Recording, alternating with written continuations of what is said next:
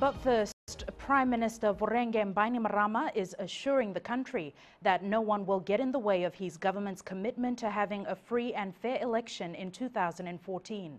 He's responding to comments by the chairman of the Constitution Commission, Professor Yash Gai, on Radio Australia that questioned the government's attitude. Professor Gai claimed there would be an elimination in the process, where the draft would be placed before the public and they would have a few weeks to discuss and debate it before the Constituent Assembly meets. However, Prime Minister Bainimarama said there will be ample scope for public discussion once the Constituent Assembly starts its deliberations, once a document is ready. He adds Professor Gai needs to comprehend that his function is to produce a constitution and submit it to the President. In the interview, Professor Gai also alleged the government has removed powers from the Commission to examine existing laws for possible incompatibility with the draft constitution. He also claimed massive interference with emails from the Prime Minister to, quote, do this or not to do that, unquote. Bainimarama refuted this, saying the claim of harassment is totally without foundation. He said no person is more important than the task of producing a constitution for the Fijian people and the future generations. Bainimarama added that Gai can decide for himself whether he wants to be a part of the process. The Environment Ministry has put to rest claims of a foreshore development in Wailakutu that's allegedly threatening more than 30 acres of mangrove. Wailakutu residents spoke out, saying the development by Pacific Building Solutions will destroy what's been their source of livelihood for years. However, Dev Narayan, who has been following the story, finds out that no approvals have been given yet for any foreshore development. FBC News ran a story yesterday with residents claiming that the proposed development by Pacific Building Solutions in Wailakutu will destroy their fishing grounds and be a contributor to a number of environmental factors. Well, let me point out that in November 2011, we received an EIA report from PBS on a proposal to develop a 3.5 acres of freehold land. And in the report there was some remarks on the intention to develop the foreshore, which contain a rich mangrove population. However, on the issue of foreshore development, Chope Davetinivalu says there have been some discussion between PVS and Golingoli owners. There has been some general comments, general classification required by the fishing right owners before they sign the memorandum of understanding. So, as we speak, on the issue of public consultation on the foreshore development, it's still in its initial state. The process is initial state. So, definitely, there will be a detailed public consultation to be carried out. Pacific Building Solutions today said in a statement they have applied for a foreshore lease with the intention to relocate its group headquarters. The company says they have already advertised their intention of developing the foreshore area and have also acquired approval. Meanwhile, the Environment Ministry has received another application for foreshore development by Pacific Building Solutions. Dev Narayan, FBC News. Fiji is moving in a new direction, away from the unfortunate upheavals of the past towards a brighter future. Prime Minister Vorenge Bainimarama made the comments at Mana Island Resort's 40th anniversary. Christopher Chan reports. Tourists have continued to flock to our shores despite political differences between Fiji and some of its neighbors.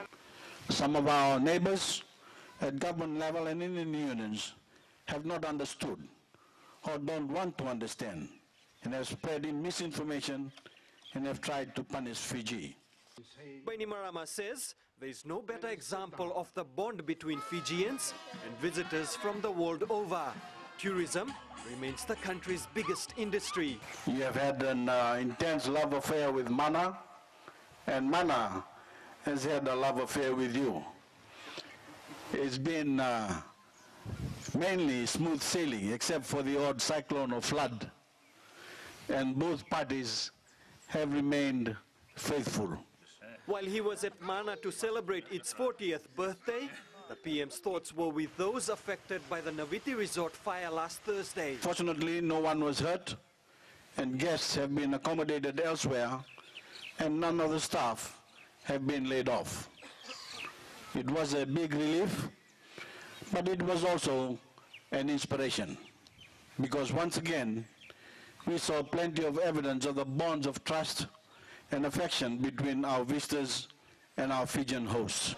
Bainimarama says the new direction Fiji is taking will lead to a better economy with more jobs and prosperity. Christopher Chand, FBC News.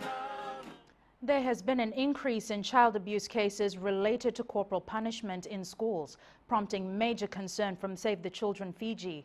While they're yet to release any figures, Organization Chief Executive Chandra Shekhar has confirmed dealing with numerous reports of children receiving corporal punishment in schools. Shireen Lata reports. Despite numerous awareness programs on the protection of child rights, there's proof that young ones are still being abused. It happens in schools even though corporal punishment is banned. Also, children are being treated unfairly and punished by parents as well, and sometimes through community people. Chandrasekhar maintains beating students and children isn't the answer. The whole issue relies around the fact that children have got to be disciplined. Save the Children does not disagree with the notion that the children need disciplining. We all agree that the children need disciplining, but how do we discipline the children is the major concern. Shekhar says the best solution in dealing with children is counseling. Many a time it may depend on counseling. We'll be able to sit with the children and talk to them and show what are the problems that can arise later on with the type of behavior they are getting used to. We also have got to look at setting role models where children are very good at imitating adults, and when they see adults behaving in a certain manner, then they try and copy. It is alarming to note that the cases of corporal punishment are increasing, and the onus is on children themselves as well as the parents to come forward and report the matter to either Save the Children Fiji or the Social Welfare Ministry. Shireen Lata, FBC News. People in the north have a reason to smile with 3 new buses to start servicing areas between Lambasa and Savu-Savu from Thursday. This has been made possible through local bus manufacturers PA Lal Group of Companies and HFC. The new buses will operate under the banner of Dilip Chand and Sons Limited. And as Akasita Tale reports, this is just the beginning of efforts to improve transportation in the north. Out with the old and in with the new. Transport problems in the north will now ease a little with the introduction of these new Fijian-made buses. The economy in north has been suffering, but it's good to see that somebody's taken the initiative. Maybe the Look North policies is also playing a part in this thing, and it's the people of north who are going to benefit from this major decision that this company has taken to make a huge investment. And there's more good news for northerners. There's more new buses to come. And my company is willing to get more coaches to Vanuatu, the people of Vanuatu. And my company is changing the fleets, so it will take time for me. It will take about 6 months back. More than 8 buses will be coming to North. Home Finance Company Limited has stepped forward to assist in the financing of operations in Lambasa, a move that, according to Chief Executive Isikeli Tikondondua, shows their support for local proprietors. This is a unique partnership in the sense that we are local, we are supporting a local bus industry, and also, most importantly, it's been manufactured by a local company. With the new fleet heading to the north, our friends can now ride in the comfort of quality Fijian-made products. Akusita Tale, FBC News.